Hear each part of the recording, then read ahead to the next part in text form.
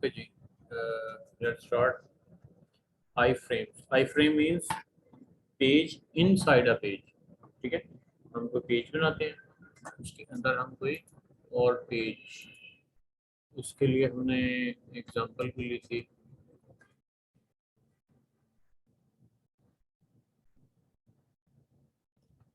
Like ये हमने Google की इसकी साइट ओपन की है और यहाँ पे ऑनलाइन एडमिशन फॉर्म है।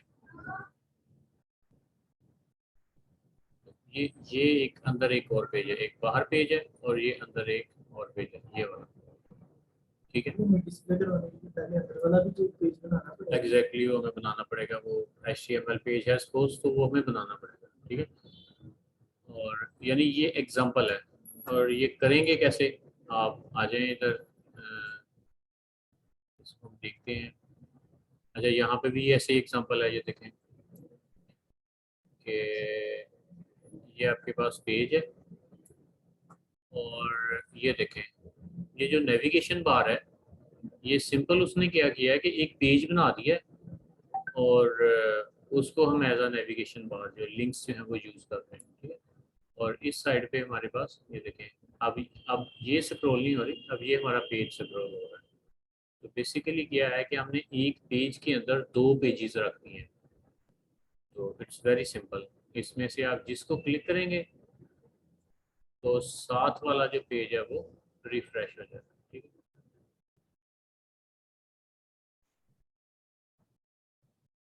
ओके, इसके लिए हम क्या टर्म यूज़ करते हैं, आई फ्रेम भी।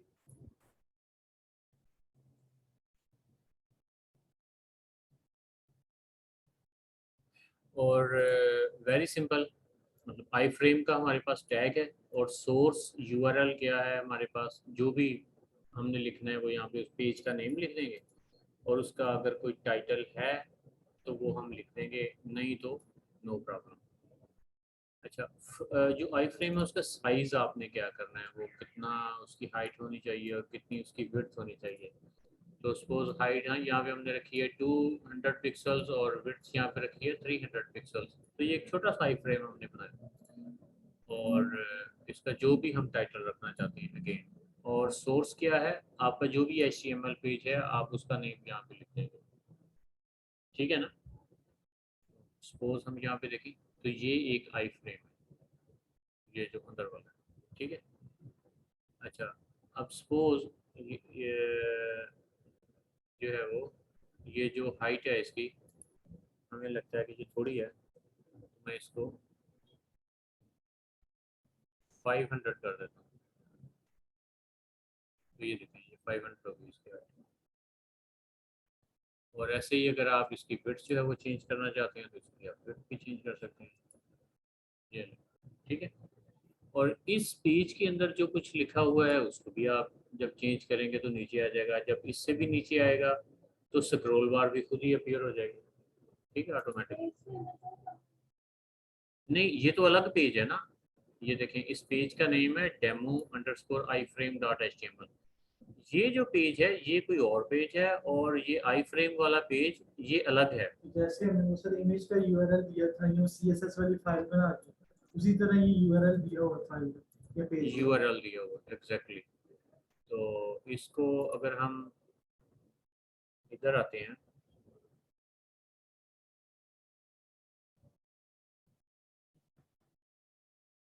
लाइक ये ड्रीम व्यूवर मैंने ओपन किया और यहाँ पे ये मेरे पास जो फाइल है इसको मैं कर देता हूँ क्लोज। एक न्यू फाइल ओपन करता हूँ, HTML फाइल, उसका नाम मैं जो भी रख दूँ उसका मैं नाम रख रहा हूँ यूज आई फ्रेम, कोई भी ऐसे करके मैंने नाम रख दिया। ठीक है, क्रिएट।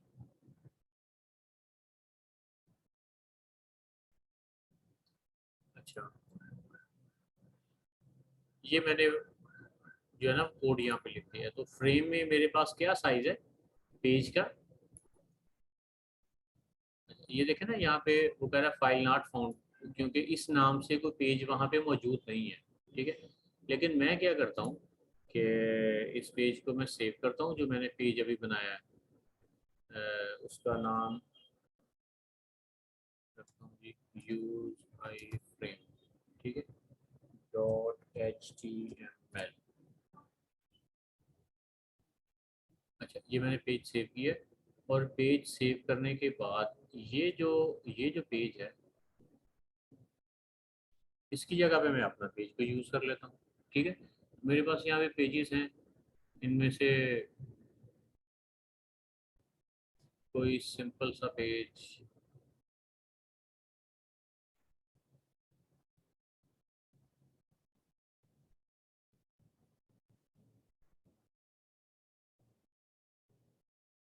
चले नहीं भी है तो नाम ही लिखना है ना, लेआउट .html। ये मैंने पेज यूज़ कर लिया, ठीक है, ये मैं यूज़ करना चाह रहा हूँ, तो ये आ गया ऊपर। तो उस आई फ्रेम में ये वाला पेज हमने यूज़ किया, और इसको अगर मैं, इसकी जो विड्थ है वो थोड़ी है, 400 है, 800 कर दें, ये देखो।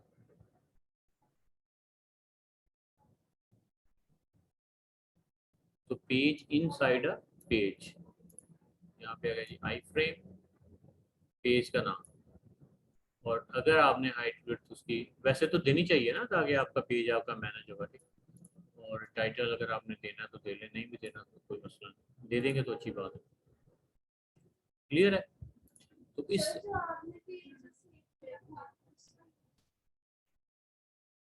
हाँ मैं बताता हूँ, ये है ना, जो ये वाला HTML आई फ्रेम और ये वाला, ये सारा, दिस वन, ये सारा जो पेज है उसका नेम है यूज आई फ्रेम। अब सपोज इसको मैं यहाँ से ओपन करता हूँ और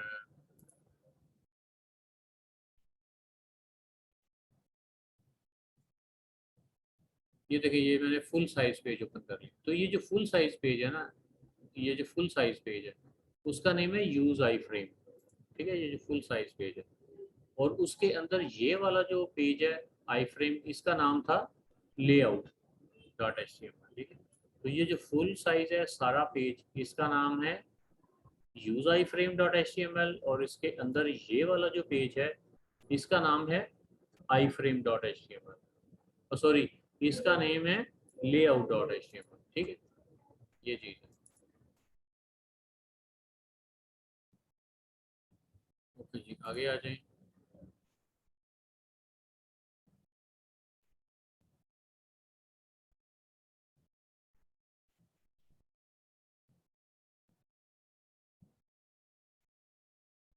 अच्छा, यहाँ पे हम सिंपल हाइट और विड्थ भी दे सकते हैं HTML में, ठीक है। हम इसको एज CSS स्टाइल भी हाइट और विड्थ दे सकते हैं, काम एक ही है।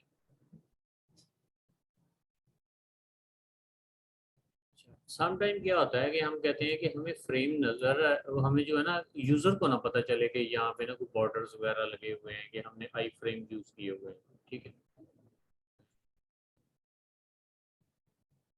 ये बॉर्डर नजर आ रहा है, तो उसके लिए हम क्या करेंगे, बॉर्डर नन कर देंगे, कि हम बॉर्डर नहीं यूज करना चाह रहे, ठीक है। तो अब देखिए यहाँ पे हमें बॉर्डर नहीं नजर आ रहा, ये ऐसे ही लग रहा है कि जैसे ये कोई पैराग्राफ है या डिव है, ठीक है। और पैराग्राफ का बैकग्राउंड चाहिए। हाँ, बस बैकग्राउंड चेंज किया।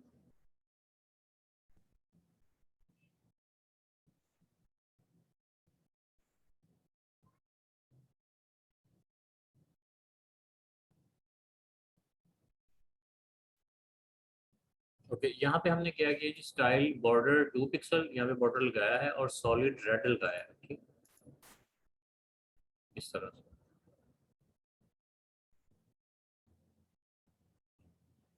जी, iframe target for a link. अब यहाँ पे हम ये कर रहे हैं कि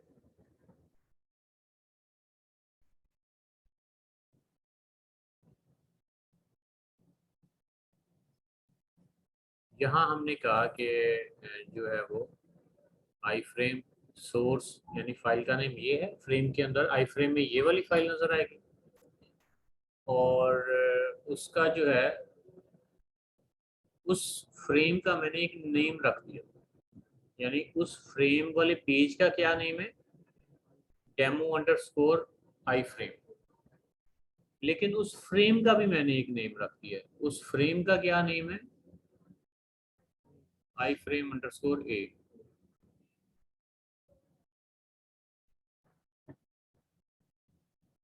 और अगेन अगर आप उसको कोई टाइटल देना चाहते हैं तो आप टाइटल दे सकते हैं, आई फ्रेम एग्जांपल। लेकिन इम्पोर्टेंट चीज़ क्या है कि फ्रेम के अंदर जो पेज डिस्प्ले होगा उसका क्या नेम है, फ्रेम के अंदर जो पेज डिस्प्ले होगा उसका क्या नेम है, demo.html, ठीक है। और हमने इस फ्रेम का नेम रख दिया है, लाइक ये जो फ्रेम है ना, इसके अंदर जो पेज है उसका नाम तो हमें पता है, पेज का नेम हमें पता है, हम कहते हैं इस फ्रेम को भी कोई नेम दे देते हैं, ठीक है। तो इस फ्रेम को हमने क्या नेम दिया है, आई फ्रेम अंडरस्कोर ए कर दिया है, मतलब हमारा ये पहला फ्रेम है, फिर आई फ्रेम बी सी डी इस तरह से। तो ये हमारा फ्रेम का नेम है। अब इस फ्रेम के नेम को हम यूज़ करने लगे हैं। कैसे यूज़ करने लगे हैं, मैंने ये एक पैराग्राफ लिखा है फ्रेम के बाहर, ठीक है। और उसको मैंने कहा है कि ये वाली वेबसाइट डिस्प्ले करवाओ। कहाँ पे डिस्प्ले करवाओ, टारगेट आई फ्रेम ए के अंदर। क्लियर है ये,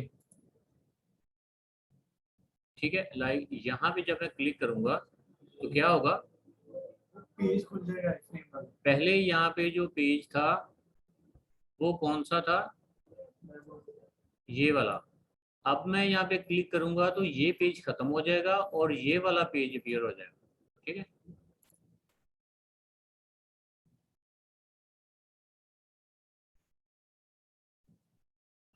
सपोज आप यहाँ पे कोई और पेज रख लेते हैं,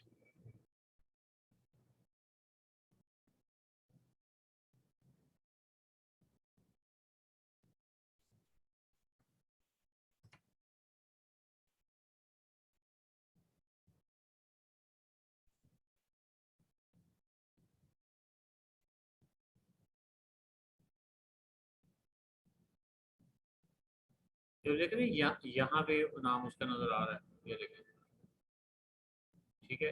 तो ये कुछ स्लो है या उन्होंने वहां पर उसको हो सकता है रोका हुआ हो, तो अदरवाइज ये हो सकता है यहाँ पे क्लियर हो जाएगा। तो आप यानी हाइपरलिंक के जरिए आई फ्रेम को एज अ टारगेट यूज कर सकते हैं, ठीक है। तो मैंने यहाँ पे क्या लिखा है, टारगेट आई फ्रेम अंडरस्कोर है। अच्छा, अगर यहाँ पे टारगेट हम यहाँ पे ये कर दें, अंडरस्कोर ब्लैंक BLANK ब्लैंक, तो अब क्या होगा, अब मैं यहाँ पे क्लिक करूंगा तो क्या होगा, एक न्यू टैब ओपन हो जाएगा, ठीक है। तो हमने वहां पे ब्लैंक की जगह पे क्या लिखा था, उसका नेम लिखा था उस फ्रेम का, ठीक है। और ऐसे ही एक सेल्फ भी होता है, ठीक है। और इस तरह से, तो इसमें हमने क्या लिखा है, iframe, source, title, height, width और बॉर्डर।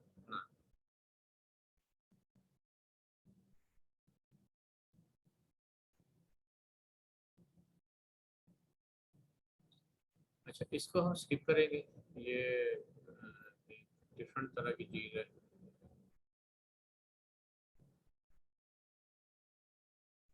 अब आ जाते हैं हम फाइल पाथ्स पे। इस पे हमने पहले भी देखा था, जब हम इमेजेस वगैरह हमने लगाए थे ना, उस वक्त भी फाइल पाथ्स हमने स्टडी किए थे, तो ये हमारे यहाँ पे रिपीट हो रहे हैं। तो इसका मतलब ये है कि लाइक आपने ये दो तीन तरह से ना ये लिखना है, तो इनका फ़र्क है। अगर ये आपको तीन चार लाइनों को समझ आ गई है तो फिर कोई मसला नहीं। फॉर एग्ज़ाम्पल, आप आपके पास कोड है और आप उस कोड में आपने कोई पिक्चर ऐड करनी है, और वो पिक्चर कहाँ पे पड़ी हुई है, क्वेश्चन ये है, क्या वो उसी फोल्डर के अंदर पड़ी हुई है, लाइक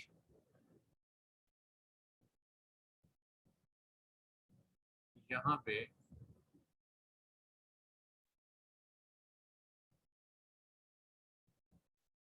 ये फोल्डर है अननेम्ड साइट के नेम से, ठीक, ये वाला। तो अब यहाँ पे सपोज कोई अभी हमने एक पेज ओपन किया था जिसका हमने क्या नाम रखा था,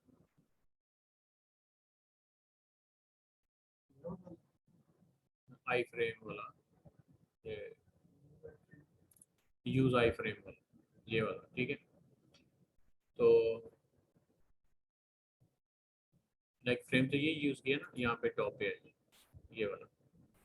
अच्छा सपोज यहाँ पे हम क्या करते हैं जी कि कोई इमेज जो है ना वो लगाते हैं, लाइक ये वाला।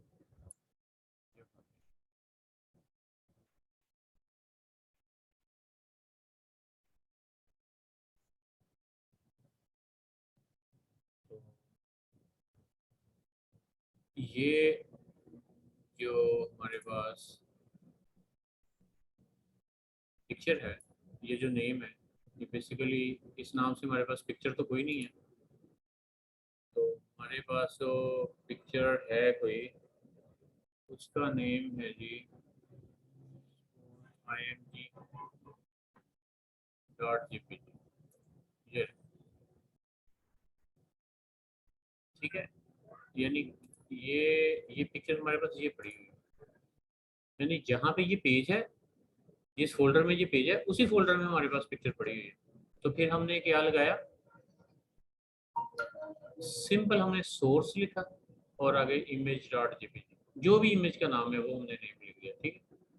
अच्छा अगर हमारी पिक्चर यहाँ किसी फोल्डर में पड़ी हो, लाइक ये वीडियोस के फोल्डर में, यूजर्स के फोल्डर में, इमेजेस के फोल्डर में, अगर यहाँ पे कहीं भी पड़ी हो तो फिर हम क्या करेंगे, स्लैश फोल्डर का नाम ठीक, फाइल।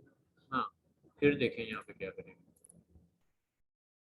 तो अच्छा इसको हमने ट्राई किया ना पहले वाले को, the picture dot JPG file is located in the same folder as the current page, जहाँ पे करंट पेज में हम काम कर रहे हैं पिक्चर भी उधर ही पड़ी है।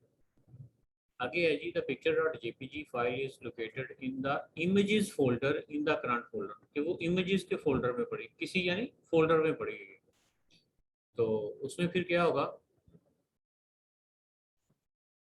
लाइक यहाँ पे ये जो हमारे पास ये हमने लिखा है, तो एक और हम इमेज ऐड करवाते हैं, तो img image और src source is equal to, अच्छा यहाँ पे मजे की बात है कि आप यहाँ से माउस से ब्राउज भी कर सकते हैं, ठीक है। और उसने फोल्डर भी बता दिया कि ये फोल्डर है, तो इसमें पड़ी हुई है मेरी इमेजेस के नाम से। और ये एक मेरा वहाँ पे फाइल है, वो मैंने सेलेक्ट कर लिया, ठीक है। अब वहाँ पे देखिए ये आ गया वो फाइल। तो इसमें क्या था कि वो फाइल इमेजेस के फोल्डर में पड़ी हुई। आई थिंक जहाँ फाइल सेव है उस वहाँ पर एक फोल्डर इमेजेस वाला हाँ है। हाँ, तो फिर जहाँ पे मेरी HTML फाइल है ना, पिक्चर वहाँ नहीं पड़ी हुई, वहाँ पे एक फोल्डर है इमेजेस के नाम का, उसके अंदर पड़ी हुई है। और अगर बाय फोल्डर पड़ा हो तो बस बैक स्लैश। हाँ वो भी करते हैं, ये देखे ना, ये फाइल यहाँ पे है, ये सारी फाइल है, और ये इमेजेस का फोल्डर है, उसके अंदर ये फाइल पड़ी हुई है। क्लियर है, ओके ओके। अच्छा ये भी हो गया कि इमेजेस का फोल्डर है, उसके अंदर मेरी फाइल पड़ी हुई है, ठीक है। अच्छा उसके बाद है जी, अच्छा इसमें इमेजेस से पहले स्लैश नहीं है, यहाँ पे इमेजेस से पहले स्लैश है। तो जहाँ पे इमेजेस से पहले स्लैश नहीं है, इसका मतलब है कि इमेजेस का फोल्डर है, उसके अंदर फाइल पड़ी हुई है। और ये क्या है, the picture dot JPG file is located in the images folder at the root of the current web. इसका मतलब ये है कि लाइक ये रूट है ना, ये वाला, तो हमारे यहाँ पे रूट पे कुछ पेजेस पड़े हुए हैं। ये भी तो हो सकता है ना कि हमारे कुछ वेब पेजेस किसी फोल्डर के अंदर पड़ी हुई हो सकता है ना। तो सपोज ये मेरा फोल्डर है, इसके अंदर यहाँ पे कोई मेरा वेब पेज पड़ा हुआ है।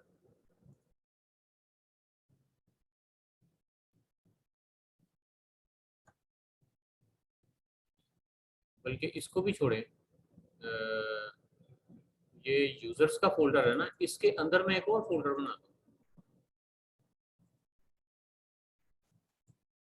ये है जी सब फोल्डर, और इसके अंदर, इस सब फोल्डर के अंदर मेरी HTML फाइल है।